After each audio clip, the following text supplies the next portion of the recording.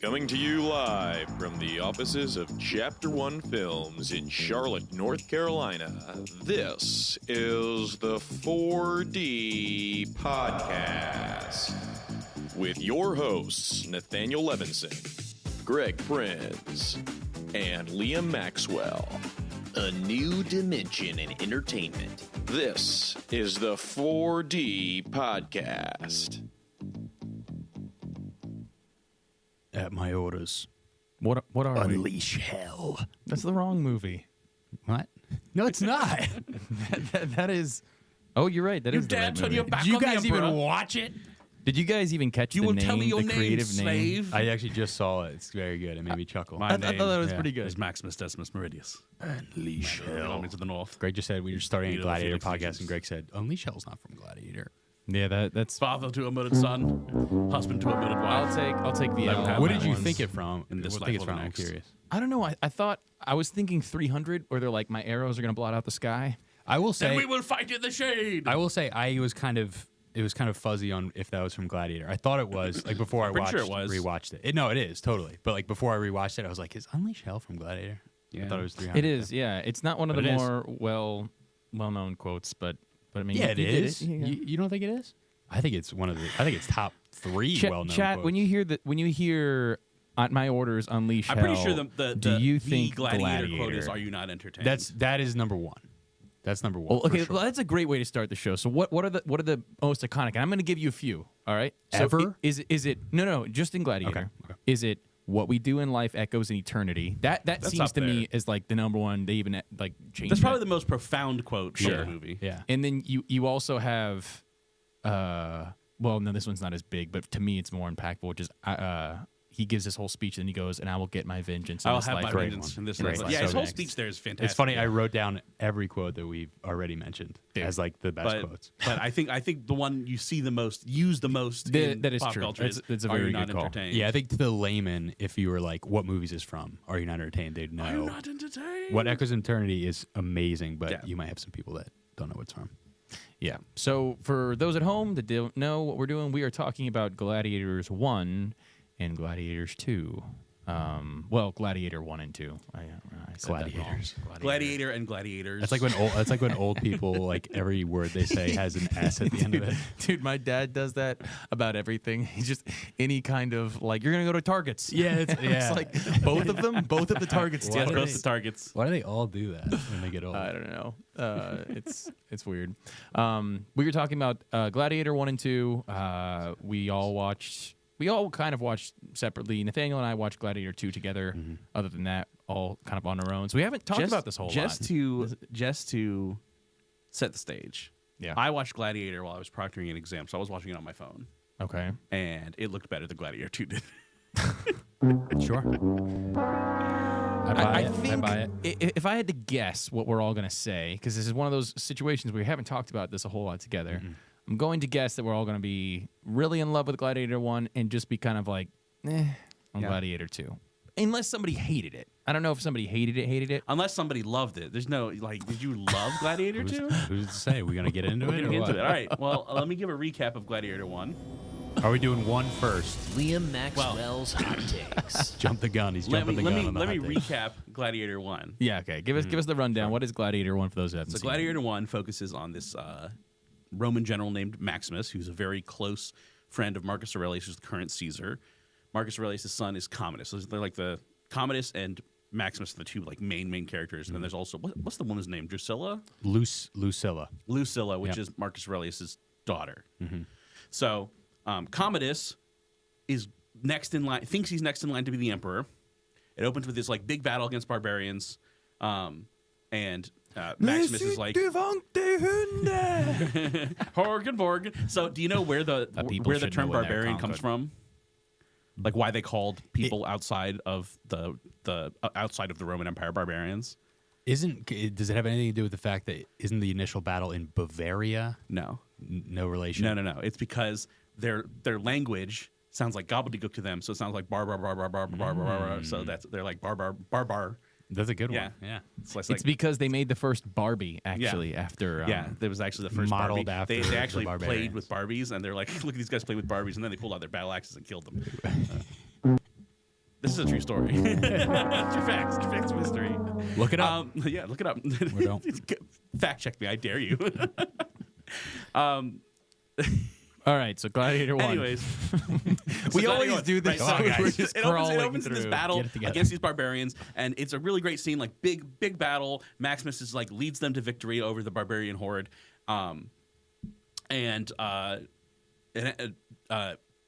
Commodus- I'm going to give. Commodus ends up showing up. Commodus ends up showing up and killing Marcus Aurelius because Marcus Aurelius says Maximus is going to be the emperor, and we're going to basically the whole thing is like he has this dream of Rome. The whole movie is about this idea of the dream of Rome going back to being in the hands of the people with the Senate controlling Rome rather than the emperor. And obviously Commodus wants to be the emperor, so Commodus kills Marcus Aurelius, takes control as the emperor, and then sends Maximus out to be killed. Maximus escapes, runs to his house, and sees that his wife and son have already been murdered. Then he basically like passes out and gets kidnapped by slavers and put into gladiatorial arena for this old gladiator named Proximo, and then he ends up doing really well in the arena and gets the opportunity to go fight in the big Colosseum because Commodus is putting on games in honor, quote unquote, in honor of his father, and so it culminates with him. Commodus finding out that Maximus is this, he has this bunch of success in the arena. Commodus finds out Maximus is Maximus, and is like, "Uh-oh, I need to kill him, but I can't kill him because all the people love him." Amazing scene. And so it culminates in him having a one-on-one fight with Commodus in the arena, but he's already been stabbed, and so he ends up killing Commodus, and then he dies, and like the dream of Rome was restored, and he goes to the Elysian Fields and is reunited with his wife and his son. The second Gladiator movie is exactly the same, but not as good. So true, man. It's just a derivative. kind of is. It's It's like derivative. almost so is. the thing is, there's like two characters you follow, but like it's almost beat for beat the same. Correct. Almost beat for beat the same. It reminded me a little of, I know you're a big Star Wars guy, but like, Yeah. I remember the first time I watched Force Awakens. Yeah. Yes. I was like, this is just Same a New exact Hope, thing. but Yeah. not as Well, good. it's definitely a very it was almost exactly like it's a that. very popularized thing. So a big problem with movies nowadays, again, specifically as we're talking to like making remakes and sequels, is that movies are getting so expensive to make because they're big. When you hit with them, you make a bazooka, whatever, a bajillion dollars, and so these big studios are like, yeah, we'll fork over however many millions, $1 billion to make the Lord of the Rings TV show, because it's going to be worth it for us in the end. So all these studios are spending a ton of money to make these movies, and as a result, they can't really take risks. Like they have to be like, hey, what has worked, and we have to do that. And so when you're making a sequel, when you're making a remake, that's why those two things are really popular now, because they have an existing fan base, so they can say, hey, our floor is going to be high, right? Everybody who's seen Ghostbusters is going to see our new Ghostbusters movie or whatever, right? Like the people that like the original Gladiator, they're going to come out and see this one just because it has the same name. The movie itself can essentially just be a carbon copy of the first one. We don't need it to last long throughout history. We just need it to hit big in the box office. And so that's exactly what they do. I don't even know if it hit big in the box office, to be honest. Good call. I'll look it up. It's not like the thing is, it's not a terrible movie. Gladiator 2 is not a bad movie. There's but it's good just elements of it. It's so vastly inferior to the first one that if you've watched the first one, you will get absolutely nothing out of watching the second one. I'll also say it doesn't do itself any favors in, like, obviously you're not going to be able to separate it from the first one because it's literally a sequel. You have to compare it. But you have to compare it. But also you compare it even more because there's so many callbacks to the first one, which I think does it a disservice because you're literally like, those are the best, at least for me, those are the best parts of the second movie, were like the callbacks to Maximus. Which is not a recipe for a good movie. Yeah, I don't even know if those were good either, though. It could have made so things like that are like there's a line. It can make a good movie great, but it makes a bad movie pretentious. And it's definitely on that side. You're not a great movie, so you're not elevating the material by any means. In fact, it kind of spits on the first movie because the whole point of the first movie is that through his sacrifice, Maximus has revived the dream of Rome, and then it's literally like somehow Palpatine returned. The opening line in Gladiator 2 is the dream of Rome is dead. It's like, well, okay, that was fucking pointless. The other thing I really disliked, to your point of like spitting on the first one, and this just might be a me thing, but so Lucius, the main character played by Paul Mescal in the second one, is Maximus's son. Yeah. So that implies that he had an affair on his wife in the first one. Okay, so not necessarily. So this is we can touch on this. So the first one, this is debated because I'll start off by saying the first one did not end thinking there was going to be a sequel. This was not a movie like Star Wars that had a very clear end and the next one is to come. It's not Lord of the Rings where we know there's more to the story. This is supposed to be an ended loop. So it's questioned whether it's retconning to go back and say, oh, him and her actually had a son. However, when you watch the first one, there are people that had watched. So I watched it with my brother-in-law, the first one. He hadn't seen it in a long time, and he just assumed that, not knowing what the next one's going to be. He's like, oh yeah, and that's supposed to be a son, right? And I was like, really? Like as you watched the first one? As you watched the first one. And the hints were that they hinted that her and Maximus kind of had a thing at some point. Like there was energy there, and that's that was kissed after they the kissed wife afterwards. died. But when she approaches him initially, she's like already interested in talking about the past. She's like, "Oh, was I much different back then?" And he's like, "You used to smile more." So it kind of hints that there did used to exist some romantic energy of some kind. Like they had a relationship in the past, and whether it was concurrent with his current wife, it's completely unclear. The idea is that maybe it was before before he got with his wife. It's also Rome, where having mistresses wouldn't necessarily been looked down on, but I think that's an important point. She also could have just ordered him, and he would have had to do it, and otherwise he'd be executed because she's the daughter of the granddaughter of the Caesar. Okay, those are valid points. So there's that, but I'm with you. I think that they took probably more of a fan theory, probably more of everybody kind of assumes that this is his son, but the movie definitely does not hint it. Like the movie doesn't say that this is what it is. Yeah. So it's a lot of fans saying it, and then they just said, yeah, let's just hoist that up and use it, and we're gonna introduce it like.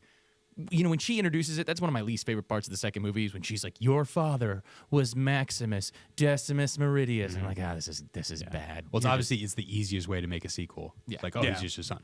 So let's go off that. So let's talk about the first one before we get too deep into just like the comparisons. The one thing we can I'll do just again. add, it's actually doing very well in the box office. It's not too surprising. This is, I don't know when this article was. As a movie by itself, if you compare it to other stuff that came out in 2024, it's solid. This is three days compared to the ago. original Gladiator, it's trash. Well, and 370 million Well, what was this budget? globally. Probably can't be more than that, right? Probably How half of long that. has it been out? It's been out for 2 weeks. Maybe a little more than 2 weeks. I saw it over Thanksgiving break. Holy shit! The budget is 250 million, which is 150 million more than the first one. And the first one was like a big budget at the time. And I will say the only thing visually that I was like, "What?" was the monkeys. choppy 24. No. In the new one, there's plenty of CGI that I didn't like, but in the original, there's nothing I was like, oh man, that doesn't look good. Except for every now and then it goes to this really choppy like 24 FPS slow mo, and I'm just like, especially because I think there's a moment where they have actual slow mo. It was just like, oh man, this is, and that's true of like all the movies of that era. Anytime they did slow mo, it looks like ass. Yeah, but it's just an artifact of the time, so you can get past it. But oh boy, it was rough in this movie because everything else looks so good.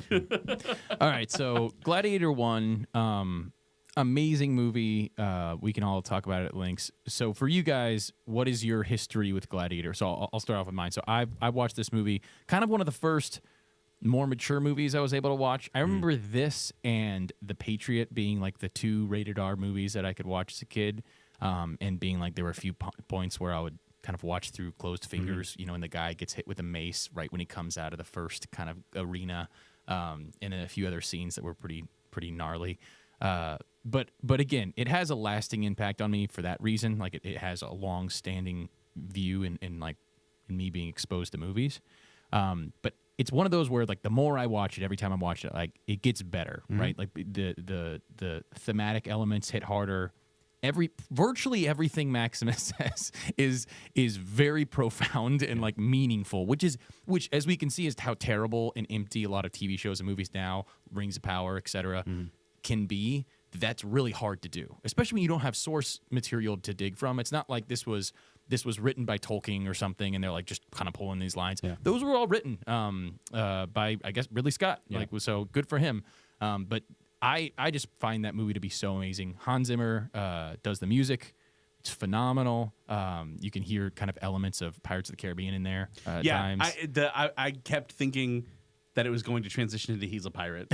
Which is is very Pirates of the Caribbean. That's what it was good. Yeah, that's but what it was very. I guess Pirates of the Caribbean was like this. Right. Yeah. Exactly. This one came first, and that's exactly what composers do. I mean, Yeah, yeah. he for sure took for this sure. score and said, let's tweak that a little bit and turn it into a pirate theme.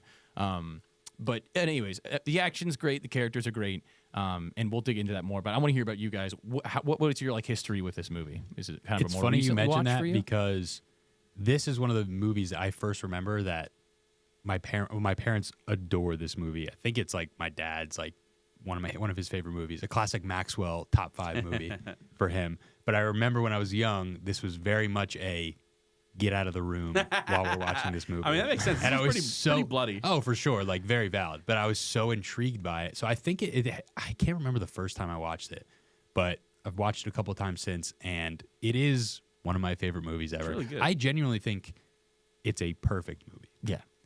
There's not a single Except for that scene. 24 FPS slow mo. What's the scene? What is that? Like which part? It was in the it happened twice. It happened during like the barbarian battle, and that one it dragged for a little bit. Yes, okay, I do remember that. Yeah. And then there's like one other point in the movie. I think it's when he's fighting. I think it's when he's fighting Commodus. Okay. And it's much shorter then. But then what was weird was right after that, it looked like it had some actual slow mo.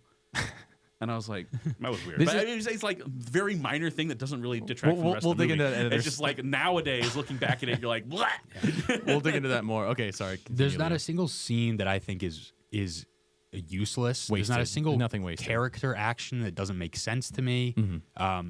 All of the character, I think when you're describing it, like it's a kind of a simple movie. It's a very tight movie. Yeah. It's but like even like the through line is like pretty simple. It's easy to follow. I mean, when I was describing it, basically there's 3 characters in the movie. Yeah. It's Maximus, it's Commodus, and it's Lucilla. And Lucilla is even fairly minor. It's really Maximus and Commodus. Yeah, but I think because it's so simple, like you're able to flesh out the characters so well, and like, I mean, it's a long movie, so it's pretty difficult for a long movie to not have like useless scenes. That was quite long. But it flies by every time I watch it. Oh, yeah. and I also think that like the simplicity of the first one is like that's what makes the second one look so terrible Well, because it's so bloated. They It's like- basically took every plot point and split it. Yeah. So instead of having Maximus, who's the general, and then becomes the gladiator halfway through the movie, they have the general Pedro Pascal, and then Lucius, who becomes the gladiator, and they're like basically they split everything in half, and so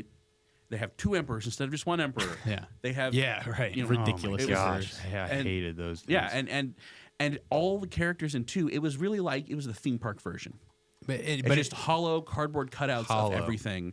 Everything is completely like Maximus's goals never actually like change during the movie, but he's still he's figuring out how am I going to get close enough to do this, and then also realizing like how growing closer with the other gladiators and becoming like a symbol for them. So while his motivations don't change through the movie, what he does is actually really important to the story. Yeah.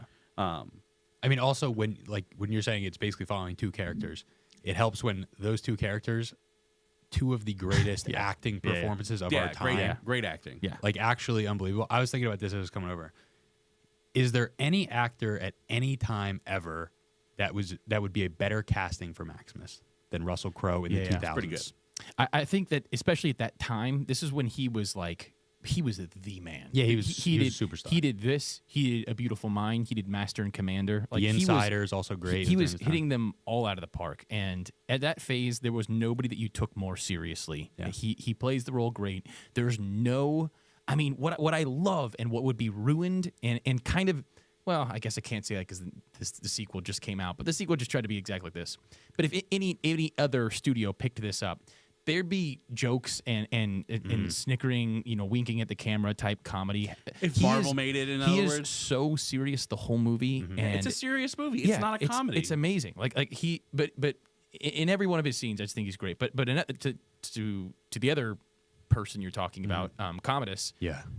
I mean that's Joaquin Phoenix's, in my opinion, that is his greatest performance. I agree. I think it's his greatest performance. Really and I want to open up this conversation before we get. Well, let's finish up talking about. Do you have anything more to say on just your history with the movie before I open up this question? I think that covers it. But it's a perfect movie. Yeah. I was gonna say about Russell Crowe. Like, you're right. He is serious for most of it, but like there is also like a charisma to him. Yeah. That it totally makes sense how he's such a leader. Like prior to all the bad shit happening to him, and then also with the gladiators, like he just exudes being a special. And individual. that's one of the subtextual points of the movie is that Commodus is trying to earn the love of the people, and he can't. Yeah. Right. And Maximus is not like Proxima tells him you need to win the crowd over, but Maximus is just being himself, and he's just such an attractive character in terms of charisma. He got the Riz, man. He's the Rizzler. He does have the Riz. I witnessed a slave become more powerful than the emperor.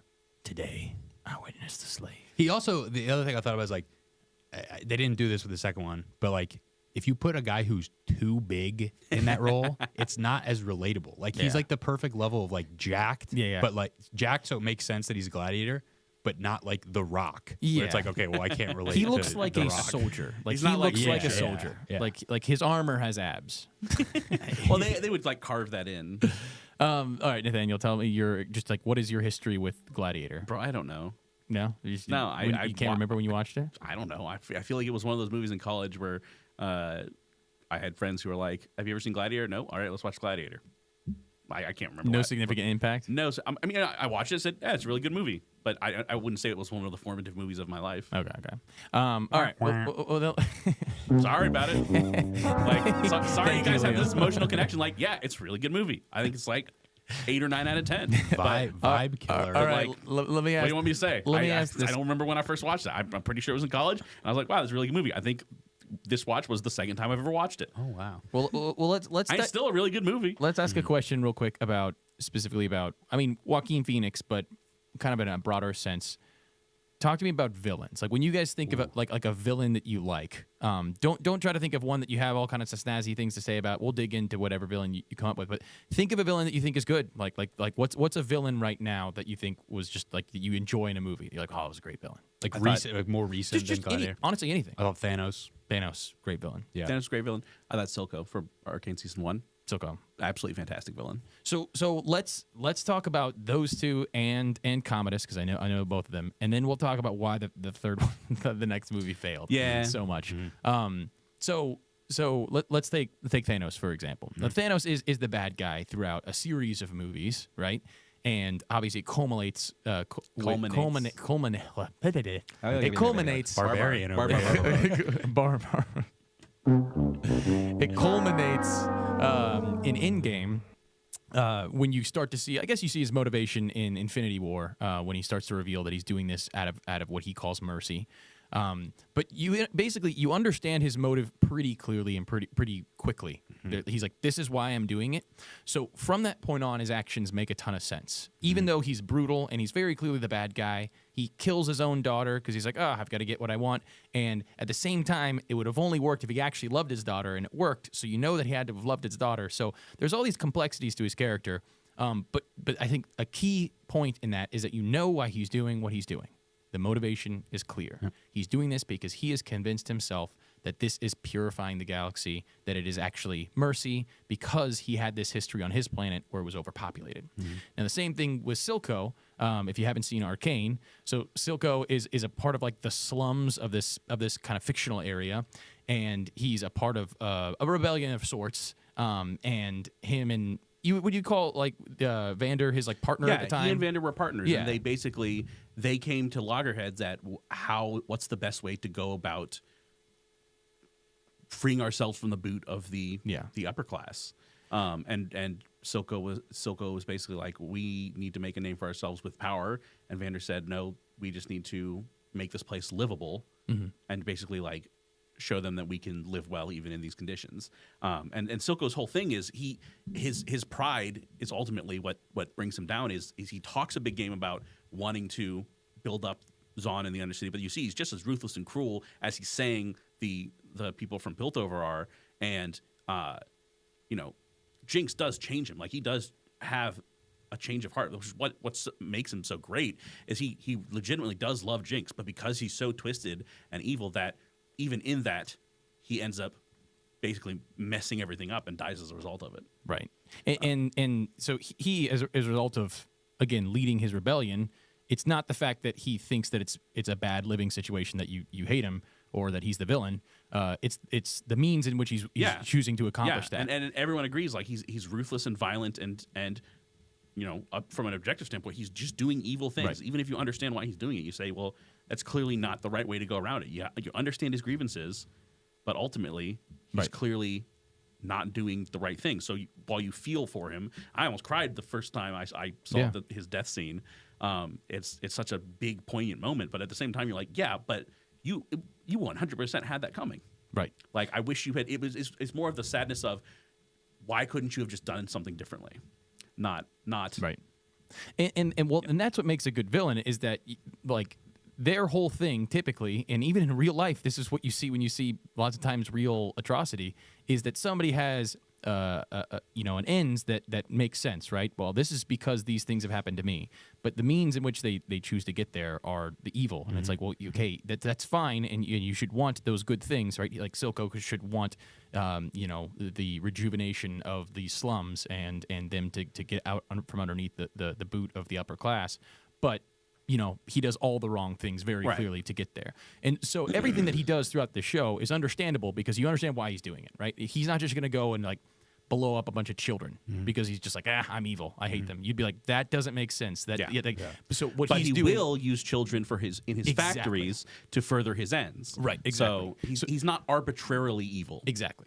And so if we take a look at Commodus, right? Commodus, in my opinion, just one of the best constructed villains. Totally. So he's introduced as, like, pretty much right away when you see him. So Commodus is the son of Marcus Aurelius. Marcus Aurelius. So he is just kind of assuming that it's going to get passed down to him when Marcus passes away. Now Marcus has kind of identified that his son has got some twisted behaviors, and you can just kind of get the sense of this. He's a little weird around his sister. There's something a little off. He's kind of purposely late to the battle, and then gets there and like, oh, it's already over, huh? Like, you can just tell he's screaming for attention. So as viewers, you can understand the idea of wanting your father's approval and your father's attention, and obviously, in a small sense, looking forward to something, looking forward to an inheritance. Like, you can understand that. So very quickly, the dad is like, hey, treats him like a man, and he's like, yeah, this isn't happening. You're not getting this, and I'm sorry, but he says this really hard line. He goes, "Your false as a son is my failure as a father." Yeah, which is just brutal, right? And it's great that they include lines like that, because it's like, Marcus really is an amazing leader. Maybe he struggles at being a personal father. Maybe he's not great at that. Well, and he admits it to Lucilla as well. He and Marcus Aurelius and Lucilla also have a conversation where he says, "Can't you just pretend I was a good dad?" Right. Let us pretend that I was a good father. That I was a good father and you were a good daughter. Yeah. And so, anyways, so from that point on, right, he decides to kill Marcus Aurelius. It's a really dramatic moment. But then you understand his motivation from that point on. Now, he had this point where he was crying to his father, and he's like, all of the things that you listed as being a good leader, I didn't have those things, but I have other things. I have ambition, and that can be noble too. And so you basically like, oh shoot, this kid's now unchained. He's obviously at a very bad emotional point because he killed his father to get this position, and he's pursuing his sister, who clearly has no great affection for him. Yes, it's just a rough situation. But again, his motivation from that point on is just to be loved, right? That's what he was missing. That is what this character was missing, was love from his father. And so as a result, he wants it from everybody. He wants his sister to adore him, to the point of a lover. He wants his sister's son to think of him like a father. He wants the people of Rome to appreciate him. And so he gives them essentially emptiness, which are the games, right? The games are, they'll all scream for it, but it actually doesn't help anything. Yeah. And that's all he wants. He wants them to just praise him. And so his big problem comes in when anytime Maximus is around, because of what we talked about, he just exudes the charisma that people like. He's a natural leader. He has conviction that is really powerful, to the point where he was like, I will serve Rome, but like he has this really interesting conversation with Marcus Aurelius where he's basically saying, I can't accept what you're giving me, but I will if you force me to. Like I will serve Rome. Like, that's my first duty. But you have to understand, I want to be home to my wife and kids. Because he has this whole conversation with Marcus Aurelius, and he says, I'm going to go home. I'm done with war. Please, like he says, if you thought I was a good general, let me go home to my wife and kid. And Marcus Aurelius says, I want you to be in charge of Rome. And so Marcus Aurelius is talking to Quintus, I think. Well, it's a more powerful line. And he says, like, no, it's not Quintus. His Is it servant the senator? guy. No, Cicero? Cicero. Yeah. He's talking to Cicero. He says, what do you do? What do you do? He says something like, what do you do when you're not serving me? He says, what I want to do. And then what do you do other times? What I have to do. Mm-hmm. And basically goes back to Marcus Aurelius and says, I'm going to take the position. Yeah, and Marcus Aurelius even recognizes when he first offers him the job, and Maximus is like, he's like to my unregrettable heart or whatever, I can't accept this, and he goes, that's exactly why it has to be, Right. Which is such a powerful thing because that's kind of what it is in politics now too. It's the people that you really wish would be there in power are like, I don't want anything to do with that, and you're like, that's exactly why you're great. The people that like crave it or have like massive egos. Those you are don't the want those problem. It's the in people that are fighting for it so hard that should worry you. Would probably be disqualified. So anyways, so here we have examples of villains that I think the two main pillars around these villains are that one, they have a motive that is somewhat understandable, that you can say, I can understand why you're upset or why you think that this is the right thing. And two, they proceed throughout the movie or the show to act in accordance with that. They're not doing anything like Thanos. He breaks character a little bit in Endgame, which is my only qualm with Thanos, in that he kind of sits up, when he finally gets to the whatever, like it's kind of complicated, but he like goes back in time and goes to the new the Earth where they undid the snap, and he sits there and he says a line where he's like, I'm actually going to enjoy this. And that doesn't necessarily to me fall in line with his character throughout the movies, because he's always been like, he does it with like a tear in his eye. As sadistic as that is, he thinks he's doing a mercy. And at this point, he was just like, I want to kill you all.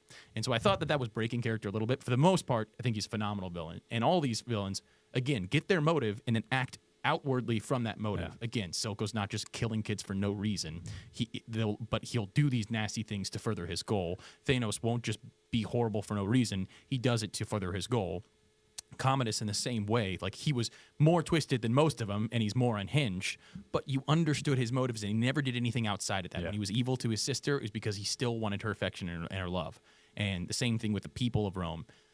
The new one, Gladiator 2. Who would you even consider the villain? I guess the villains let's villains just are the start emperors, with the two emperors. But they suck. Yes, they're not characters. They're not characters. They have nothing. They're caricatures. One is just not mentally there. And what was the other one? Sadistic? I don't even really understand it. They were cardboard cutouts. They were just villainous. They're like, haha, emperor evil, and that was literally it. They barely did anything. I actually was confused as to why I should hate them. Yeah. Because they didn't do anything. Yeah, they didn't do anything.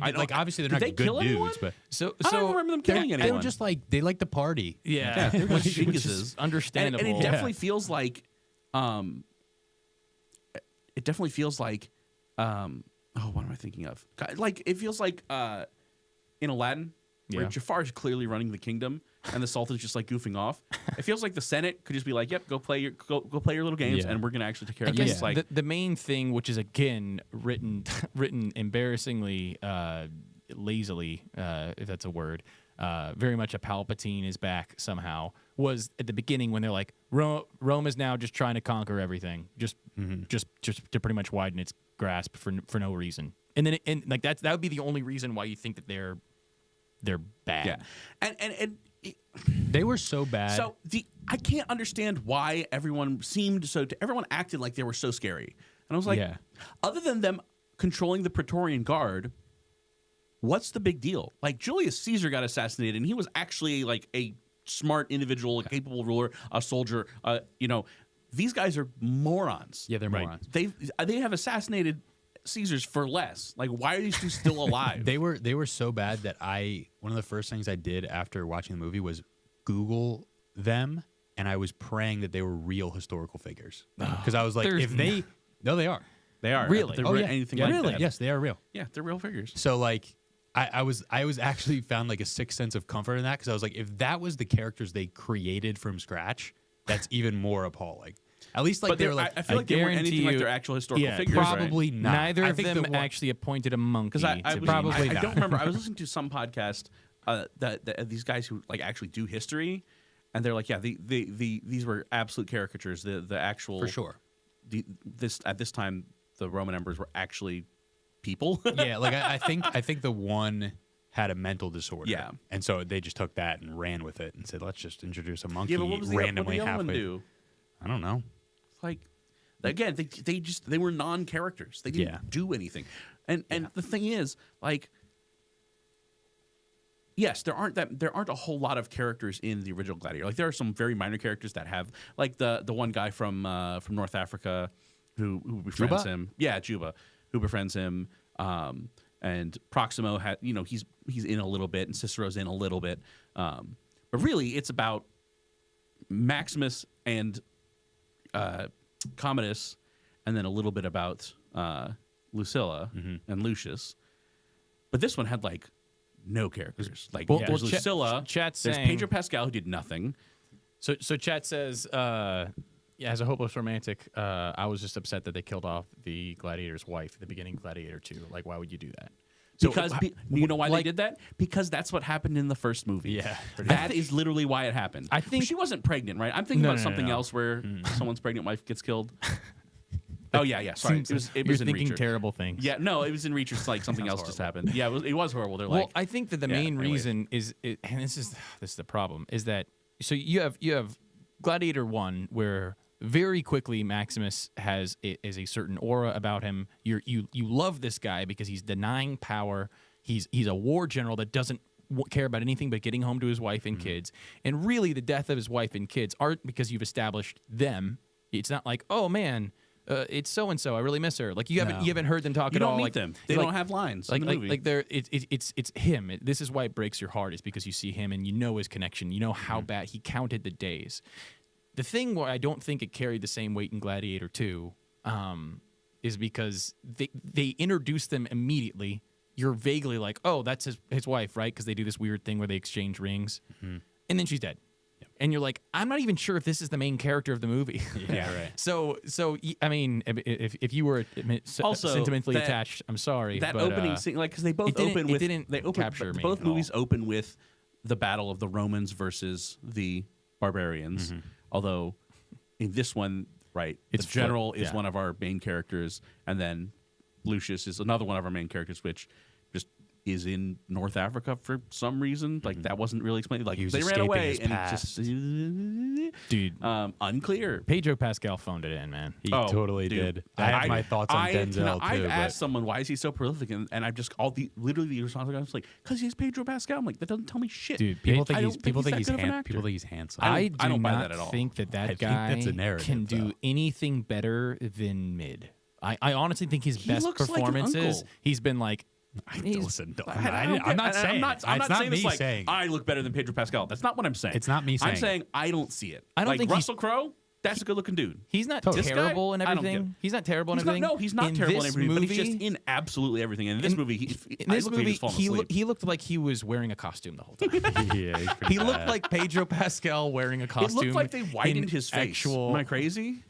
No, it's just him. He just looked super out of place. His best role ever is as Oberyn Martell in Game of Thrones. No. His best role ever was as the wolf in the Wild Robot, or the fox in the Wild Robot. Yeah, okay. Liam animated movies. Yeah, okay. Hell yeah. I didn't even know he's him. The last note I want to make about the emperors best role. is, and this could be like a little inside baseball, but the main emperor, obviously the one who's like has more lines and stuff, is played by Joseph Quinn. Yeah. Who is very like well liked. All his other roles, he's like the most well liked person in the. Like he plays Eddie in Stranger Things, and people adored him. Yeah, he was great in that. So the fact that his character in Gladiator 2 had no character development and it's Joseph Quinn, I was like, I'm kind of sad to see him die, to be honest with you. But he was wasted. The casting what if is they offered it to Barry Keoghan. Who's Barry Keoghan? Plays the Joker in the Batman, the ending scene in the Batman, killing of a sacred deer, little Irish kid who is creepy. He like intentionally if they would have made him just specifically him as the new emperor, I think that's what I'm saying. He could have pulled off a very good role. Does that help? I think that would have been a better casting because he's immediately creepy and sinister. The issue was not the acting. The issue was they'd have to change. They gave him nothing to do. Correct. It wouldn't have done a lot. Like but who it was did not matter. Yeah, because they didn't do anything. Again, I agree. I'm trying to remember. I don't think they actually killed anyone or called for anyone to be killed. They were just menacing the they were Pedro just Pascal they're just like behind closed doors. leering at people. Yeah. So and I'm like, what? So another big problem I think I had with the second, and this is again, I think maybe one of the reasons why it brought people to theaters, which is, hey, the two big reasons were it's a Gladiator sequel and Denzel Washington.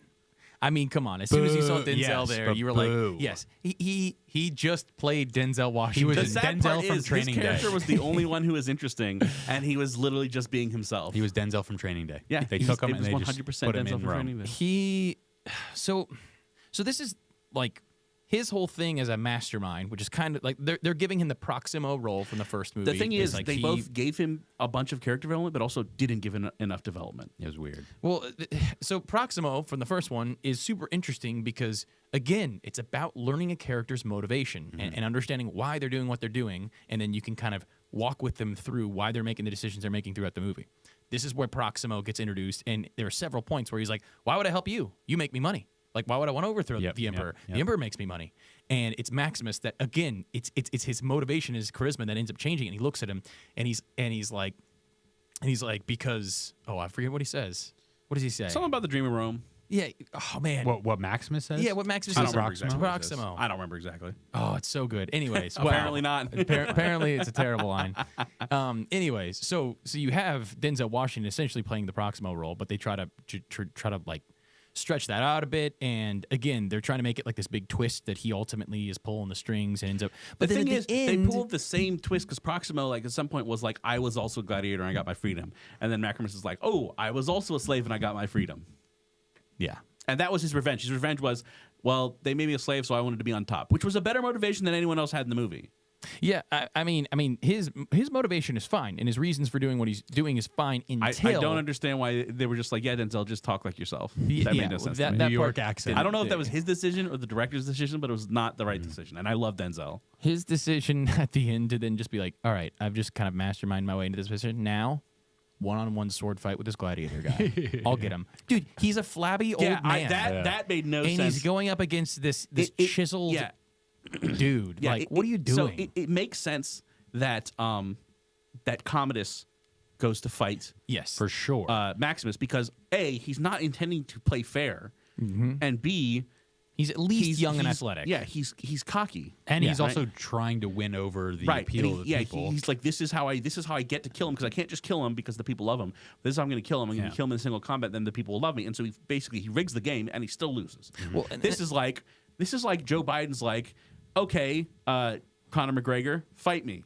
Well, except for it's not even like they've introduced it like it's not they've introduced it like he's an actual smart person, so not Joe Biden. And then at the end, all of a sudden he makes this decision that's so silly because the first one that is what makes the movie so gripping. The first one, I keep saying that about different things. It's one of the reasons it makes it so gripping is because you can see Commodus's problem, right? He sees Maximus, and why doesn't he kill him right there?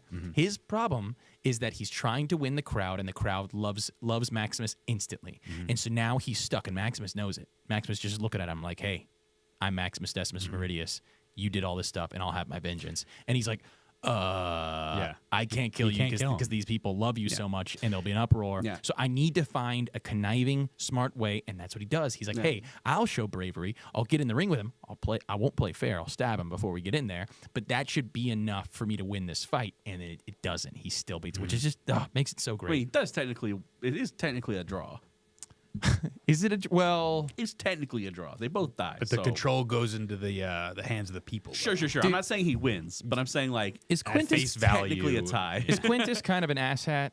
in the first one. Do we like Quintus? Yeah. He's whatever. He's a personally. flip flopper. He goes with the He goes wind with the blows. power. Yeah. I always hate because the beginning, Maximus is established so quickly when he's walking past his soldiers in like and he's got just like this awesome, like he's got this armor with this giant like fur coat around him, and he's just walking and he's nodding at all the men, and they're all just like they're standing up and nodding, like you can see the respect. And he gets to Quintus and he has this small conversation, and instantly it tells me as the viewer that they've got some kind of relationship, that he's not just a soldier. Him and Quintus love to sit and talk, and he kind of extends his arm to Quintus when all the drama happens, and he's like, hey, you realize that he just killed Marcus, and I need to get home to my family. And Quintus is sitting there, and he's just like, put your sword away.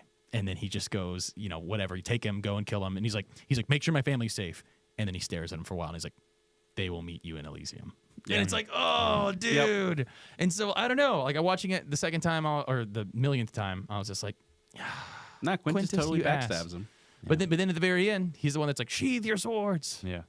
But that's just because he's felt the terrible rule. Yeah, because Quintus is part of me wants to say Quintus is just trying to get good in with the new emperor, but then by the end has realized, like, no, the dream of Rome is what we should be striving for. So Maximus wins him over. That's my reading of that. Yeah, he at the very least is an important piece into the movie. I'm just wondering if I liked his character or not, because somebody like Proximo is fascinating and interesting. Like, I like him because at the beginning he's just thriving in this corrupt society, but that he has a shred of that pride and that maybe glory about him that draws him to want to make Rome a good place again, and that ultimately he's the one that gives up the most, right? He goes from being the king of the world, this place where now gladiators are like the biggest thing, and it's all about these games, and he's kind of like, he owns the finest, including Maximus. He's sitting on top of the world. He makes a ton of money. He's just chilling, and he gives all that up to the point where he gets killed. Like, he knows it too. Yeah. They're all like, oh, you got to give us Maximus, and he's like, locks the door, unlocks Maximus, and just waits up. Again, it's Maximus convincing people because he talks to all of them about the dream of Rome that Marcus Aurelius had. Yeah, and they buy into it, and which is, again, it's such an important and pivotal plot point as to why everyone sides with Maximus. That the second one to be like, dream's dead, womp womp, and you're like, guys, that's not a good way to do a sequel. One of my biggest qualms with the second one is it's kind of related to what you were saying about Denzel, where there was way too many moments where I was like, okay, now that's happening, I guess. Like, without any sort of like preamble to like, okay, that makes sense. Okay, I can see why he's doing that. It was just like, why did that happen? Yeah, a bunch of stuff happened. Like, whereas the first one it's all following the characters' actions are driving the movie. There was no moment this in the first the script is driving the movie. The one thing that jumped out, I was like, okay, was when Paul Mescal or Lucius like hated Lucilla. Mm-hmm. And then the next scene they're in together, they're like, I love you. Like, I was like, okay, did also, enough happen in between that? And also, the whole reason he wants to fight Pedro Pascal and kill Pedro Pascal, the whole reason he says, I'll do all the gladiator stuff you want me to do as long as I get to fight this guy, is because when they were in the fight, his wife is shooting from the ramparts down at the Romans, and Pedro Pascal turns around and says, kill her, and that's when she gets shot. Mm-hmm. And so, presumably, Lucius, I don't remember him seeing that part, but Lucius blames Pedro Pascal for his wife's death, but then at the end, it's just like, I forgive you. Like, I just okay? And then it was Why? like, oh, there's a monkey now. And literally, he's like, did I miss scenes with the monkey? I knew you're dead. Oh, I forgive you. If I was giving the movie a bunch of too much credit than it deserves, he does say when he meets with Denzel Washington, which is just going to be his character name, Macromus. When he meets with Macromus, dumb matter. He basically says, he's like, what do you want? And he's like, I think he says something like, I want to burn Rome to the ground or something, but he's like, the general will do. So he does say, it's not like very clear. It's not like I have eyes out for this one guy. But as soon as he says that, the movie moves in that direction. And so the problem is, we were sitting here talking about motivation. What is his motivation the whole movie? Lucius? Yeah. What is Lucius' motivation? Is revenge on Rome. That's literally it. Yeah. Vengeance. And then all of a sudden it's like, oh, actually, I want to build it back up. It's like, well, that kind of wasn't like your motivation for most of this movie. You just wanted to kill the general. Yeah. But the problem I think I'm having is that it changes. Yep. It changes based on what scene needs to happen. He's not a character. He's a plot device. That's what brings like the thoughts of like, I feel like I missed a scene somewhere in here. Yeah. Which is never a good. Yeah, it's never a good. So the problem with his character is that he starts out and he's running.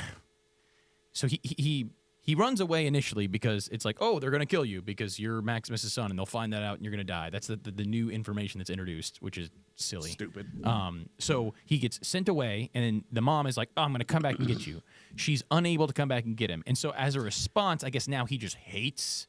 He hates both his mom. Somehow he ends up in North Africa and Rome, and now he's in North Africa. And there's this small hint of like, you've now adopted our ways, and so And so, kind of in the original, when Maximus is dreaming about Elysium and walking through these fields, and it's really pretty, he's dreaming about laying on the ground and somebody taking the dead people like across a little boat in a river, which is Greek. So what part of North Africa is he in?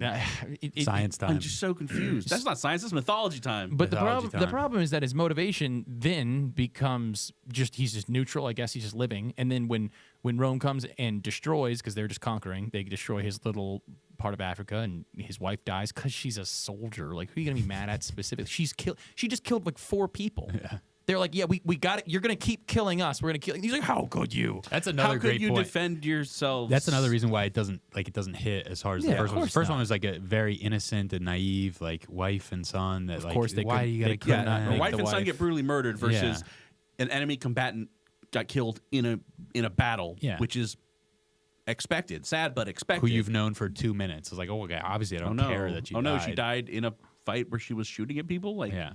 So she dies, and he gets taken to now Rome, and it's understandable he's a good fighter, although it's not like Maximus is established as like a war hero. Yeah, this dude's just kind of like a scrappy. He's the greatest soldier. general in Rome. Yeah, this guy's so it makes sense that like just the idea before you even see the fighting in the original Gladiator, you're like, wow, what if the greatest soldier in all of Rome. Just kind of went undercover as a gladiator slave. He gets thrown into these arenas where these big guys are supposed to kill all these slaves, and he just starts mopping the floor. Like, how cool would that be? I don't even have to see what happens, and just knowing the premise behind that, I'm excited. This one, it's like, hey, a soldier gets captured with a bunch of other soldiers, and then they all become gladiators. Well, why is he any special? Why is he better than everybody? Because he's got the blood of Maximus. So he just starts hacking everybody up, and then he expresses that his motives are now to go and kill. The general, which is Pedro Pascal. Pedro Pascal is a good guy. Like, he's operating as the general, but he doesn't like it. He recognizes. He basically has gotten fed up with the emperors being like, we always need to be expanding, and so he foments a rebellion. Yeah, he talks to some of his guys, and it's funny because it's almost beat for beat exactly the same as the first one. Because the first one, Maximus's troops, he's like, my troops are in Ostia. Yeah, same. And his troops also in Ostia. Like, same thing. You couldn't have found a different place for the troops to be? Just think of a different place. Now, let me ask you guys a hypothetical. Yeah. They cut out a Denzel kiss scene on the lips. Wait, what? With another man? No. If that's in the scene, is it a better movie? What does that have to do with anything? Who's the man? Oh, is it the guy? I'm assuming so. I don't know. Is it the one guy that he kind of gets the information from? I don't know if that's confirmed, but Denzel himself confirmed that they cut out a scene of him kissing a man on the lips. I don't see what that has to do with anything. That doesn't change his character in any way, unless he was like, they won't let me love who I want to love, that's why I'm taking over Rome. That would change it, but I don't think that was their intention. I think that would have been beautiful, because I don't think would it have been, because I don't think Rome really cared who you were diddling if you had money. Hey man, I'm just asking the question. No, I think it would have been substantially. Not, yeah. I don't think it would have been substantially sure they borrowed worse, that from the Greeks. It would have been. So. It would have been silly. Again, that wasn't that unusual. I don't think I would like to see Denzel Washington kiss another man. No, me either. I don't think I'd like that. He's old. I don't want to see him kissing anybody. Yeah, that's maybe true back too. in the day, but nowadays, nah. Does Denzel Washington have kiss scenes in movies? I'm sure he does. Think of a movie. Does he have any romance movies? Yeah, in Equalizer 3. Does he? Yeah, I'm pretty sure he gets with that one girl. Is there any romance movies with Denzel in it, or is he just? He's prolific. I'm sure there are. Yeah, he's in a lot. In Glory, doesn't he kiss Carrie Ellis? He for sure kisses his wife in Remember the Titans, but like probably just like a peck here. Like, I'm just trying to think of him actually having a significant kiss of any kind in a movie. I can't remember it, and I think it'd be weird if I did. Yeah. Maybe it's anyways, he's like watching your dad kiss somebody. Like, you're like not about it. Like, you don't want to see your dad kiss your mom. Like, it's weird. Hey, come on, guys. Yeah, I read that Denzel was going back and forth about whether he wanted to accept this role, and I don't think he brought a lot to it. Might be my least favorite Denzel. I love Denzel. I mean, it just it wasn't a particularly good role. Period. Like no one in that role was gonna bring much. I agree. Like there's not much to do with it, and B, like he was just him. Yeah, which he just used his little. It doesn't New York work. accent. It doesn't work in that context. Like, I'm not crazy, sure. I don't think it works. Look, I'm gonna take down the Emperor of Rome. I'm gonna be the top dog. Do we want to talk at all about Paul Mescal? Because we actually haven't mentioned him. He's really. not a character.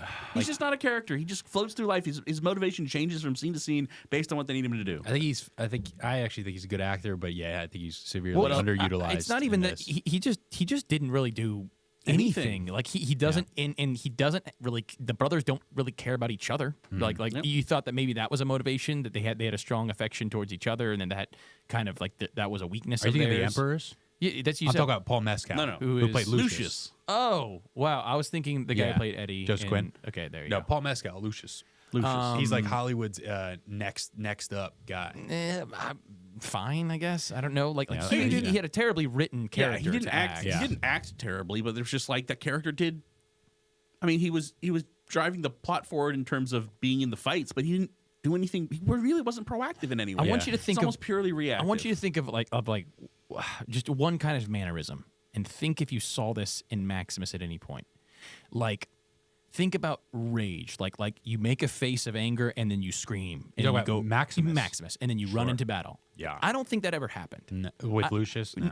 No, I'm saying with Maximus. I'm saying I don't remember him. He was stoic. He was very stoic. Exactly. Like the whole movie, he felt in control. He Yeah. was in control of what he could control. His emotions, although you saw them almost seething out at points. At the point where he has to remove his helmet. Yeah, is when he takes off his helmet and incredible. turns around. He turns around and you can just see as he's giving his whole speech, he's staring just daggers through this guy. But he's completely in control. He's not just going to like scream and go running into battle. I felt like this little kid was just like, he was just communicating a very different kind of energy. It was very much like, I'm just going to like have more passion than you on this battlefield, and like that's how I'm going to get my win. Whereas Maximus felt like he was completely and utterly in control. Now, is that a failure? Because I'm trying to separate acting from the writing. Sure. Was he supposed to have been a very stoic, wise, in control character? This is the thing. Or was the character written to be just more childish? The thing is, because the character writing is so inconsistent, it's really hard to say whether it was the acting or the character writing. It was probably a little bit of both. But I could see him doing a good job in some of that. I tend to blame the writing more. Yeah. Because as good as you're acting, if you've got garbage lines, then it's just going to come off as a pretentious person reading garbage lines. Yep. If we were going to do a case study and say, we know that some of those actors are good, Denzel Washington, and was he compelling in any way in this movie? But he's close to retiring. So yeah, I feel like he's in a similar boat to Harrison Ford, where he's just not ready to retire, so he's just taking on work, but he doesn't have the energy he had. He doesn't have the desire to really put forth the effort to bring out a really good movie. And I'm guessing largely like if it was a really good role in a really good movie, then he would be. And like a really exciting job, you're going to go put forth your best effort. But it's just like here, do all this grading. Well, I'll do it because I'm getting paid to do it, but it's going to be really boring, so I'm not going to bring all my energy to it. So I feel like a lot of the older actors are in that boat where they were prolific. They've done a lot of really good work. Sure. But they're just basically done, getting ready to retire, winding down, and this is kind of just it's a popcorn flick. They don't really have to bring their A game, and they're not. Ridley Scott's 1,000 years old. I can't imagine he's being that fastidious of a director. That is one of the more interesting things, is that this movie wasn't like a lot of the sequels that you see that come out or remakes aren't made by the same director. It's completely it's handed off into a different hands, and it's got a very different thumbprint on it. This was the same exact director, and it just kind of felt so empty. And I was kind of maybe hoping that there might be some notes of like, hey, you didn't try to just be the first one. That's all it tried to be. And worse, can we talk about the demons? The demons. The monkeys? Oh, dude. I was what the hell, literally... monkey? My next note was to talk about the CGI. I was questioning... Google monkey and look at images of monkeys. Like, find what the hell any were you picture of a doing? monkey. Like, I was questioning if they were even monkeys. Hold on. I'm actually going to look up to see if these are real monkeys. like were they you guys supposed keep to be talking. demon spirits? They were just... They What the hell was certainly that? they seemed like enhanced monkeys.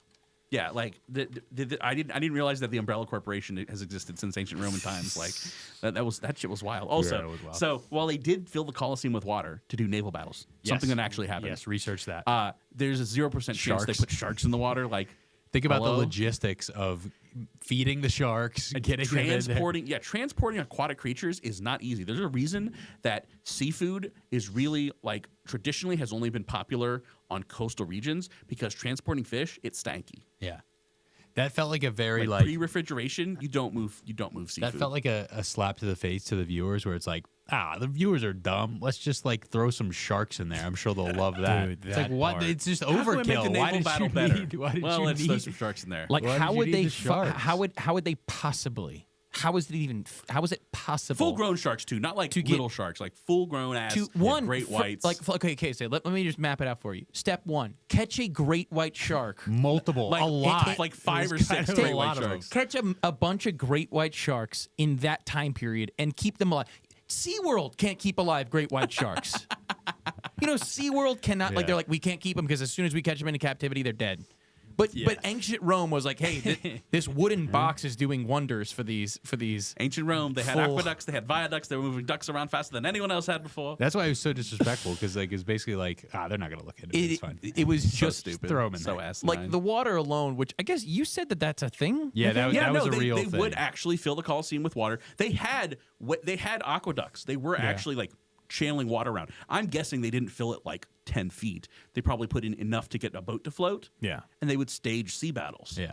That's really neat. Which So, I yeah, actually, like really cool. other than the sharks, Like really dope. Other than the sharks, I liked that scene and I liked the fight scenes. I thought the fight scenes were fine. But again, were fine. without the character development, you obviously don't care about the people fighting, That is the which problem, is a yeah. pretty huge problem. But like, if you just take it at face value, like I thought they were pretty well done. The yeah, rhino. I guess. The rhino was supposed to be in the first one. A fight with a rhino was supposed to be in the first one. That's great. Yeah. Except for the problem is in the first one they would have actually used a real rhino. Yeah. Well, no. Yeah. No. Oh, you're talking about the CGI of the rhino? No, not the CGI of the rhino. Okay. He beats it by going, and the rhino's like, oh shit. Yeah. Like, come on, that was so lame. So, That was pretty I did look it up. The monkeys in the first scene are supposed to be baboons. I'm looking at pictures of baboons. I don't know what they were looking at when they modeled those. Right? They look nothing like these things. The things that you saw in Their the beginning, jaws were opening way too wide. their jaws were like demon-sized jaws, and they also didn't even have fur. Half of them didn't look like they had fur at all. They were like hairless baboons. I think like, it's just bad CGI. they just looked like little demons. It was awful. Like as soon as I saw those, I was like, "This I is." like how the one guy's just like, okay, and just lies down, lets it eat his face off, and like, Yeah, and also they're like hell bad. they're not like afraid of the larger humans. They're just instantly like, "Oh, I'm just gonna go bite your neck and kill you," and then move on to the next one. Like, what do you like? Do you just put some thought in the first movie was great. They were very simple fight scenes, but the fight scenes were impactful. They meant something. I think about the chariot scene. The chariot scene where Maximus is like, "Are any of you soldiers?" Oh. Yeah. Okay. Follow my lead and we'll survive. We have a better chance. Because they were supposed to be the barbarians and they were supposed to lose this fight. Yeah. Right. And so then he organizes them and they end up, because he's a general, and so he ends up organizing them and they end up winning. Whereas in this one, they're just like, oh, we're not going to listen to you. Dude just gets immediately obliterated. Yeah. Like, That was pretty dumb too. Like the rhino fight, it panned out like a drone shot or whatever, and all the gladiators are gone. yeah. I'm like, where'd the rest of them go? Yeah. Did they just leave? It was lazy. It was a lazy sequel, and it felt like a sequel that comes out a year later. Yeah. But it's been like 20 years. Yeah. This And has it's been like, stewing the in hell were Ridley you waiting Scott's for? Yeah. brain Ridley for Scott just spoke about, decades. well, I'm Gladiator too. No, you know the what rhino fight. You know what I this forgot. felt like? It felt like that one sequel in like every long-standing terrible series that has a million sequels. So we'll use Fast and Furious, where it's like all of a sudden you have Tokyo Drift, where it's none of the main characters, so but they'll have like a cameo from one character that it doesn't really matter. Yeah. So you're like, oh, that's what this movie felt like. It was like, oh, they brought back the girl whose name we can never remember, Lucilla. Okay, and then nobody else is the same. At least bring back Juba. If you're gonna bring people back, That's what bring I Juba thought. back. I thought he would be like, I don't know, leading some kind of. I thought he was gonna cool pop up at thing. some point. Yeah. Yeah, your analogy to The Force Awakens is like exactly perfect. It's like, Yes. oh, end of Return to the Jedi, the Empire's fallen, and then Force Awakens start, Rebellion's dying, First Order. And you're like, how did this happen? What is the First We Order? don't just have a Explain Death Star, it. we have a super Death Star, and this one's just like, the dream of Rome is dead. Now they have 2 evil emperors. And you're like, but how? When did this happen?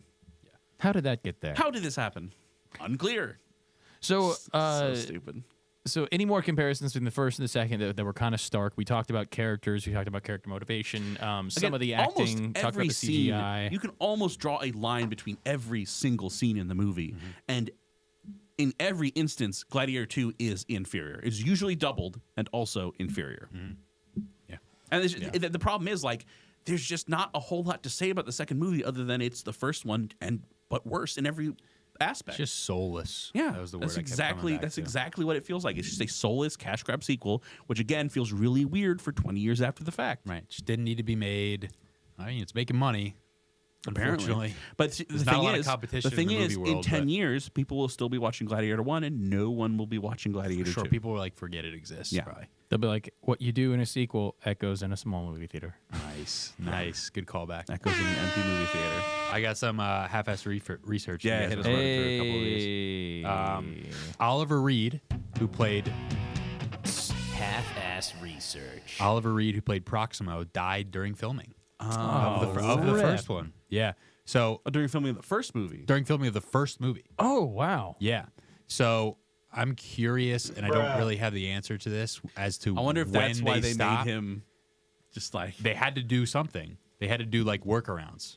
How did his character arc end in the first one? So he basically he doesn't let the Roman centurions like in to get the slate to get the gladiators to get Maximus. Yeah. He keeps the door locked to his like facility, and he unlocks Maximus's door, and then he just walks up to his room, and then he's just waiting for them. So as soon as they break the door down, they walk up to his room, and he's just standing there with his arms open, and they all just get around him and stab him. But I'm wondering, I never knew that fact, and Yeah. I'm thinking that now that you said that, Probably wasn't actually him. maybe it wasn't. Maybe that scene, like they cut to something else, and it's just maybe. I'm wondering if that scene he actually wasn't supposed to die because the line he said is pretty profound. I think he knows he's about to die. Yeah. But that's That ends up being wild. pointless Yeah. too because Maximus gets captured anyways. Whoops. Also, And they have almost the same thing happen too, where he gets betrayed Right. by the one guy, and in this one he gets they get betrayed. Pedro Pascal gets betrayed by the old servant lady and the senator guy. Yeah. oh yeah, just like that random maid. Yeah. Yeah. That was. The best part is they're like having the conversation, and then it just cuts to the maid like Yeah. like the This most random stereotypical person. like a cartoon eavesdropping, just like peering around Like the her corner. ear gets bigger. It's Yeah, like, it's just a "Ooh." Well, another bit of research just to talk about how good the first one was. That the forest where they filmed the battle was an actual forest in Great Britain where it was going to be burned. And so Ridley Scott was like, "Hey, can we get it? And can we just like do all these fire effects and start burning it?" So all of the stuff that happened was like actual forest burning. Yeah, it real looks forest really, burning. That fight looks other than the slow mo looks really good. Yeah, it looks how you how you probably think a real battle probably would look, because it's not super glamorous. It's like this horde of people, and they're kind of staying in the tree line, and it's like a force that's reasonable. It's not just like these movies you see where the force is uncountable and you can't see the end of the number of people, and there's all these like again like you see in the second one where there's all the ships that just ram the side Yeah, of the it's like thing, a and trillion ships. and I'm like, this is just silly. it's also like they brought a trillion ships for what looks like 10 guys on the wall. I know. Like there's like seriously, I think there were like 10 people defending that city. So do you What think the hell is this? Do you think the rise of CGI has like eliminated the need for any practical effects, which is a net? I don't want to say net negative. Oh, it's but, like, 100% You negative. lose moments like the that. thing is, I think at this point, practical effects are cheaper. Interesting. They're just much more laborious. Right, which people are not willing And to put the effort. require a lot more planning. So that one of the things, and this is one of the reasons that making movies is so damn expensive, is everything has to be planned out months and months ahead of time. Any scheduling changes, because and movies are all shot out of order too. Yeah. Because they're like, we have Yeah, this yeah, yeah, location yeah. for this many days, we have to do these shoots, and so getting practical effects like that set up is much more complicated than just saying we'll do it in post. Mm-hmm. Even though, again, generally speaking, it at this point it's probably more expensive to do it in post in a lot of ways. It's the effort. It's the effort that it takes. Yeah. So they can say, hey, we're going to do this shot, this shot, and then we'll be like, oh, it wouldn't it be better if we had a catapult there, or and you're fighting some monkeys now, do it, da, da, da. And so that way they have to do a lot less preparation. Yeah. Right. And It's a crutch. yeah, it is. It has it when it's done well. And I think the best way it's done is to use CGI to enhance effects. That still and there are CGI that still holds up. Like original Transformers actually still looks really solid. Somehow it gets worse over time, but it still like the first one looks really solid. Well, look at one of. But like those monkeys look like they came out of the pits of hell. I forget the exact. They didn't look think- real. I think this is correct, but I think about one of the best looking films in recent times being Oppenheimer. Yeah. Didn't he not use CGI? No, all practical. So like, again, it's more effort, but like, but if you look at the budget for Oppenheimer, it's not like it's so much more than the budget for all these other movies. Right. So it's not like practical. Do it. Yeah, it's not like practical effects are so much more expensive than CGI, and that's why people are using CGI instead. Yeah, people are using CGI because it is easier. Right. That's true. By and large. Yep. By and large. Which is what makes like the end of the era before CGI could just kind of take the reins. A really big moment for especially like epic movies like this. Like you get movies like The Patriot and Gladiator, Braveheart. But Braveheart. But you also get like, this is why I think The Lord of the Rings stands atop of that mountain, because I just think that form of movie making has just gone downhill since then. Yeah. And it just continues to, because you just won't. It's just inefficient now to make a movie that's that long. Like the cast was there for a year and a half in New Zealand filming these movies. Like that is bonkers. It requires a level of dedication absurd. that most people in Hollywood are not willing to put in. Yep. You do occasionally get really good things with practical effects, like Mad Max Fury Road. Yeah. Boy, was that a gorgeous looking movie when it came out, and you're just watching it, and you just, man, it was stunning. They put some real effort into making this look really awesome. And that was a low expectation movie for me, because I was just because I hadn't gone back and watched all the originals, but we did, and they're not special movies at all. Like they're all weird. And then this long sequel, however, just similar to this one, it's just hey, this movie from 20 years ago, we're gonna remake it. I'm like, whatever. You go to see it, and I mean, it is just a fun. That first one is awesome. It's awesome, and again, it's the practical, because again, that's an example where those are doable things. Again, though, it'd be very easy just to slap special effects on it, but for them to say, hey, we can do this. We can build a couple monster truck looking cars. They built that ridiculous rig that the guitar guy does. He was like, it weighed like 100 pounds, and I was getting dehydrated because I was sweating so much. But they did it because it looked freaking awesome, and it looks freaking awesome. Yeah. There's only one moment of noticeable CGI, and that's when Morton Joe's car explodes, and the steering wheel just like bounces towards the camera, but the way it bounces is just clearly defying physics. But you can forgive it because they're like, they just wanted a little goofy moment. Everything else looked freaking amazing. Yeah. Brutal. All right, another one. Thumbs up, thumbs down signal. It's actually the opposite. The opposite? Interesting. In real Rome. Really? Interesting. So thumbs up means kill them. Yes. But they didn't want to confuse the audience. Yeah, that would, because they would have had to explain that for sure. Right. Because nowadays thumbs down means boo and thumbs up. Yeah, means but I thought that was yay. interesting. I mean, that's so iconic for Joaquin Phoenix. I Did feel they like explain why? Why they why did that in Rome? Why in Rome thumbs down is live, thumbs up is die. No, not necessarily, but I think it was just like thumbs up means like yes, kill him, and thumbs down would be like no, mercy. I don't know if there's anything deeper than that. I killed a man with this thumb. Yeah. So cool. I mean, the scenes with Joaquin Phoenix with the thumbs is so cool. And it's just the way that he defines him, that defies the authority in all those moments. And they start calling him. And again, back to now his charisma, they call him they Maximus start calling the him Maximus Merciful. the Merciful. Yeah.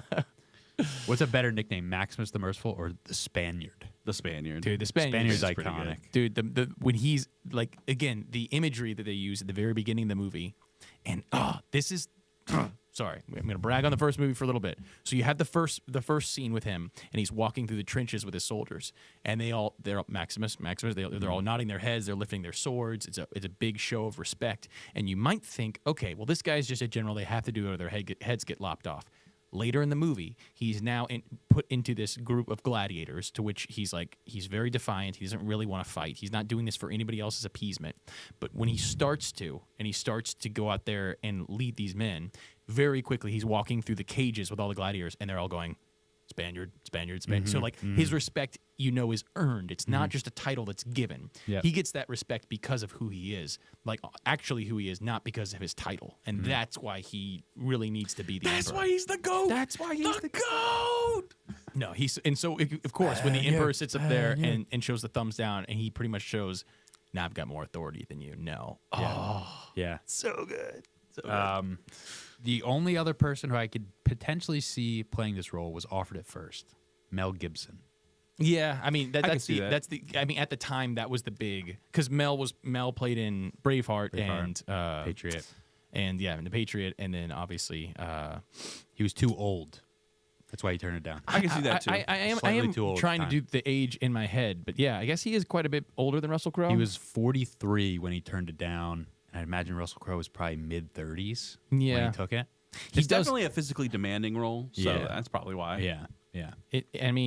Mel would have looked. I You know, don't we can look this up, right? what? How old he is? Yeah. Well, I mean, sure. I mean, It's fun to guess. yeah. though. Sometimes it's fun to guess. Yeah. You know? I don't do math. in I'm my going to head. say how old Russell Crowe was. Yeah. Okay, so I'm going to say Gladiator came out in what year? 36. Nice. Okay, so Gladiator was 2000, so it should be really easy. So let's check. Russell Crowe. 36. Russell Crowe was born in 64. Boy, 36 on the he's nose, a Kiwi. baby. He's a Kiwi. 36 on the Russell nose, Ira baby. Crowe. Damn, he's old now then, huh? So now he's 60?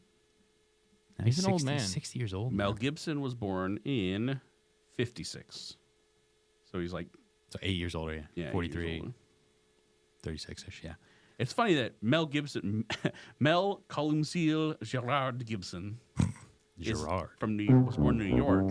He played mid-mix, Mad Max. the Australian, but Russell Crowe is Australian. Mel Gibson played Mad Max? Yeah. He was like one of the earlier He's- ones? No, he is He Mad is Max. Mad Max and all the originals. Yeah. Is he really? They're like four I have never originals. seen any of them. They are weird and uncomfortable. To be The first honest. one's just First straight up one's- bad. It's It's just remarkable that the second that they got. first the one second is- one was probably the best of the ones with him in it. Yeah, well, I And think the third one was weird. Isn't it the third that was kind of fun, and then it was the fourth that got bizarre because it had like Tina Turner coming? No, play that back was the role? third one. That was the third. Okay, so there's only three. Yeah, there's only three with. Okay, then with- yes, you're yeah. right. The second one was Second good. one was pretty good, kind of fun. and then the third one was just weird. it was strange. There's like a bunch of children and Tina Turner. It was, Yeah, Tina Turner. It was PG-13. Yeah, we needed the first one to be PG-13, And so we didn't they need to see dumped the guy half in of the. pig doo doo. It was weird. Yeah, the third one a seemed weird like it was made by like the Lost Boys and Yeah, Peter it Pan was- it movies, was- and it was weird. for a bunch of children. I'm not jumping to watch those. Two was pretty good. All right, One was any bizarrely last bad. thoughts on Gladiator? I got one more Okay. fun fact. Here we go. Another great villain of our time, I would say, although less nuanced probably, stated he modeled his character directly after Commodus. And he hold on. guesses. Hold on, let me think. Okay, so this is a movie that came out like This is gonna give it away, but it's not. It's something on the screen. It's not a movie. Oh, it's a TV series. Walter White. No, it's gonna. The relationship is gonna make so much sense. okay, hold on. The guy from Succession. No, it's even more like on the nose. I'm trying to think of an emperor. Someone from Game of Thrones. I didn't watch that. Yeah, okay. Oh, Joffrey. Joffrey. There we go. Yeah, it makes total sense. But Joffrey's just evil. Yeah. Joffrey does not really anything redeemable about him. Joffrey's motivations again, though, are clear in the sense that he's just a kid that's screaming for power. Yeah. Yep. Like, and that makes sense. Like he can be evil because when you're a kid, like you're a moron. Like you get offended at anything, and he just wants everybody to think that he's tough. Yeah, he's a spoiled brat. Yeah, too, he so. wants to just show power pretty much all Yeah. times. That's all I got, boys. All right, so wrap up thoughts. Gladiator 1, Gladiator 2. Gladiator 1, 8 or 9. Yeah. Yeah, a So I'll 9 or split it. 10. I'll split it and go 8.5. It's like 9.5. Yeah, probably. 9.5 probably for me. Yeah, I'll do Gladiator 9.5. Gladiator 2, where does that? Here's the thing: if Gladiator 2 was the first Gladiator, which it could be, like if Gladiator 1 didn't exist, you could still have everything that happens in Gladiator 2 happen in Gladiator 2. It other than calling back to the first movie, all the stuff that calls back you could get enough context from this movie. Yeah. I agree. If it was by itself, it would be a 6. Because of Gladiator 1, it's a 4. Yeah, I'll give it. I was gonna give it a 5.5.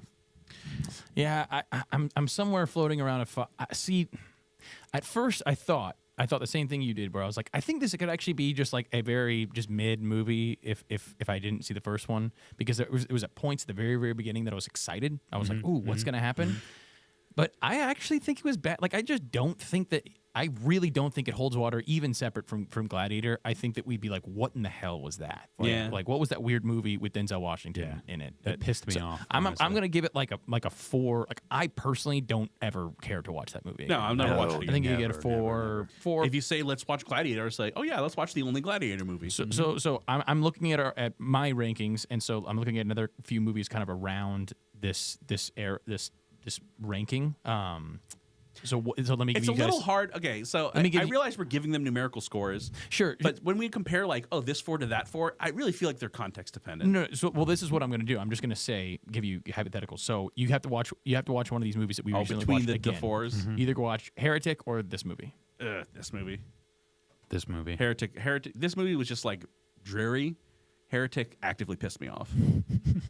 This movie or I didn't give Heretic a 4. You gave Heretic a 4. I think I gave Heretic a 2. Yeah. I gave it like a 4.6 just because I actually thought that the movie itself was fine, but all the messaging was garbage. We Live in Time or Gladiator 2. We Live in Time. I'd rather watch We Live in Time. Really? Yeah, it was shorter.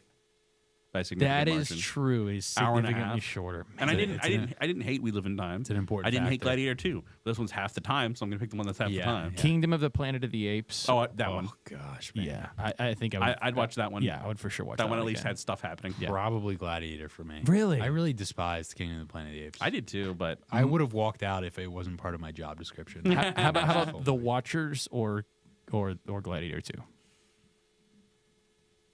Probably The Watchers. Maybe The Watchers. Yeah. At least there was like some intrigue there. Yeah. Although that one again, none of them, especially stuff like The Watchers where there's intrigue.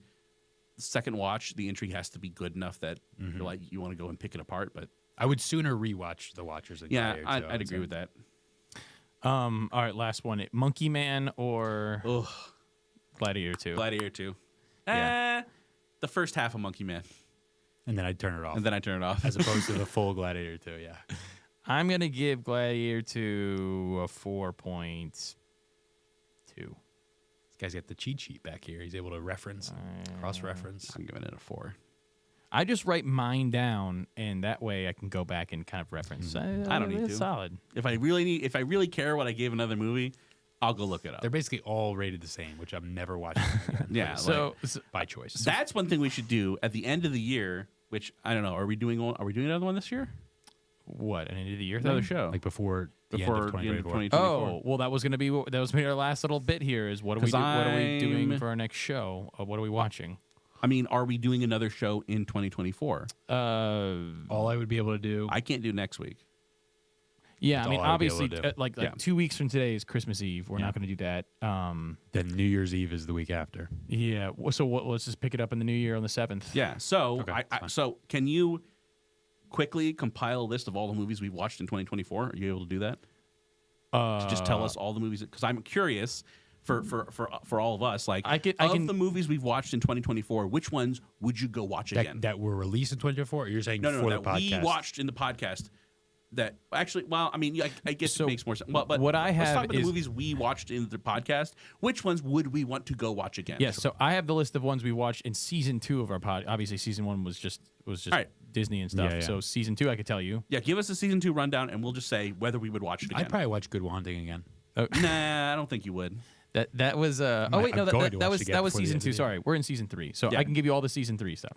Okay. So I'll start at the bottom, and we'll see when we start. This is it's on, and I'm gonna give the distinction. You're by yourself. Yeah. Okay.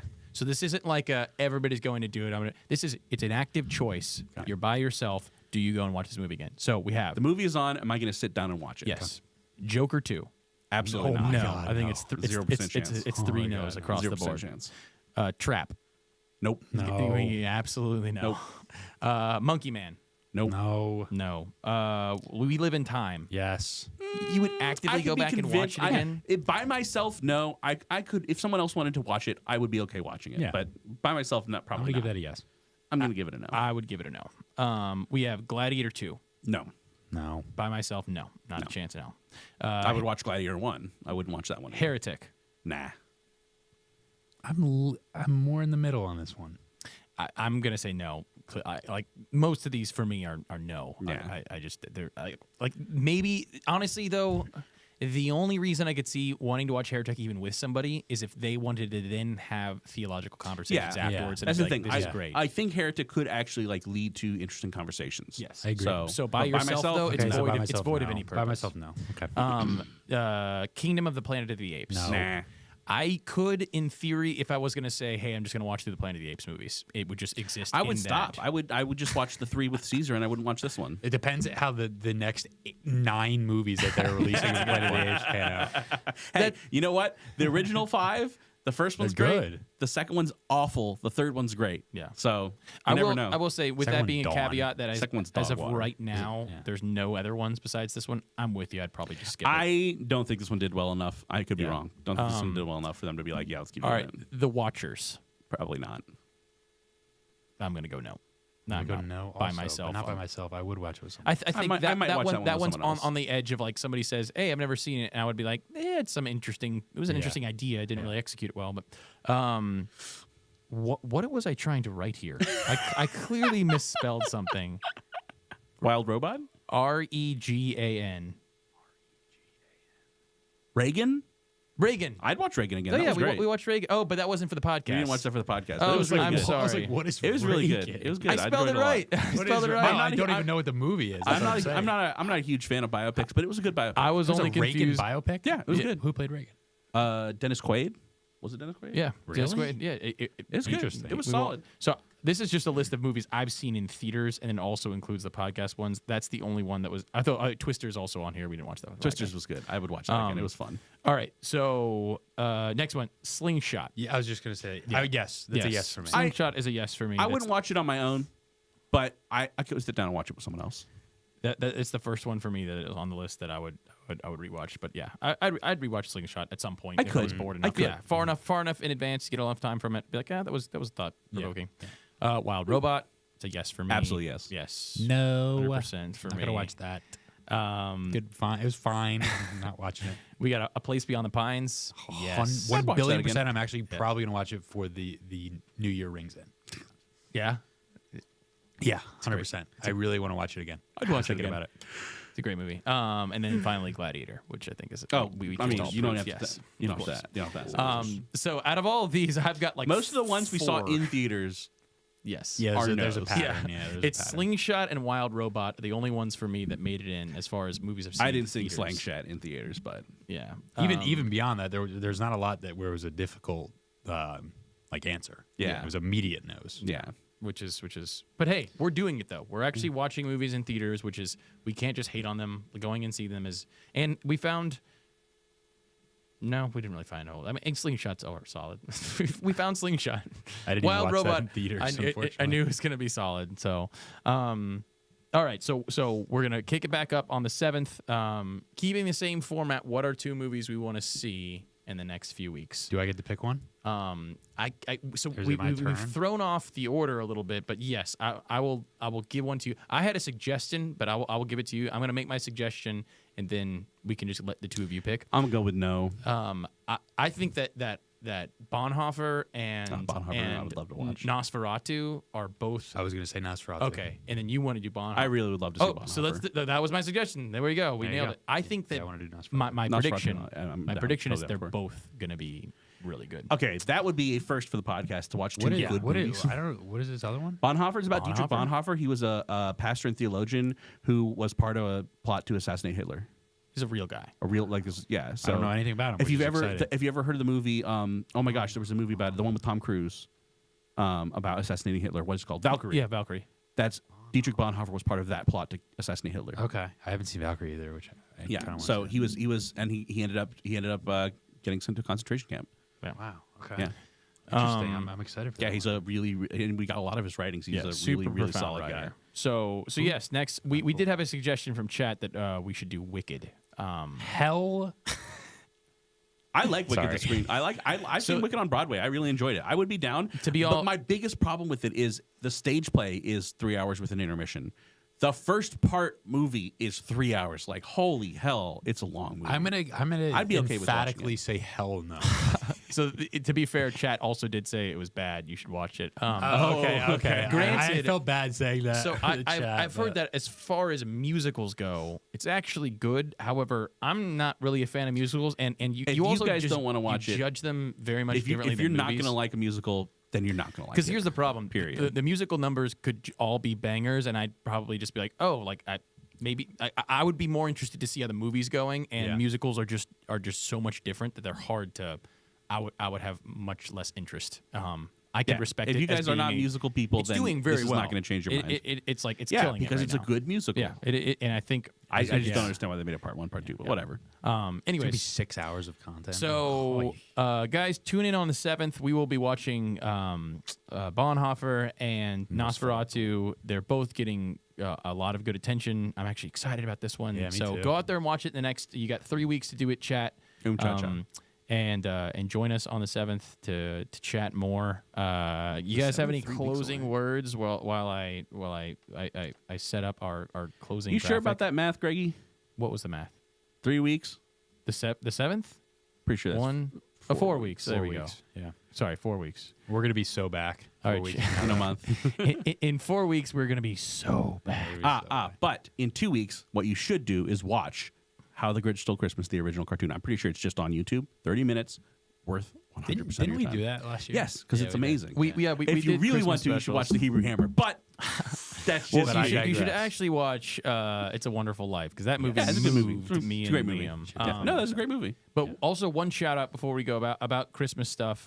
There is a new Christmas movie out in theaters. Actually looks very good. Man, I should really know the name if I'm giving it a shout out. Why don't I pull up Yes. see if it's playing in theaters right now? It's called like Red One. No, that's not it. We That's got not it it. too. That is not it.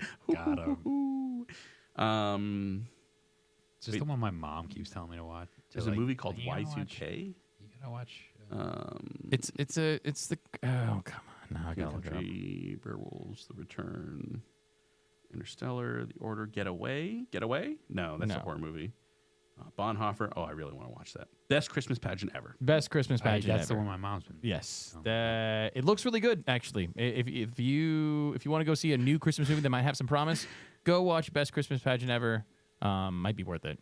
You got any last words there, Nathaniel? It won't mean anything to the audience, but we need to go watch this movie, and you'll know why when I show you the name. The rule push but oh boy. Dude, the trailer, I'm not going to lie, the trailer looks awesome. It's wild. I really want to go see this movie. It's just a It's a Telugu movie. Yeah, it's a Bollywood like action movie about this guy named Pushpa, and the trailer is insane. The trailer's like 3 minutes long. It's absolute insanity. It's so funny. I really want to watch this movie, but I have to watch Pushpa 1 first. Is it really a second? Yeah, it's the second one. Okay. So, We'll see. so here's the thing, and this is something that I really want to do. I know it's really hard for you, Greg. He's playing them off. He's playing me off. He's playing them off. That's a first. But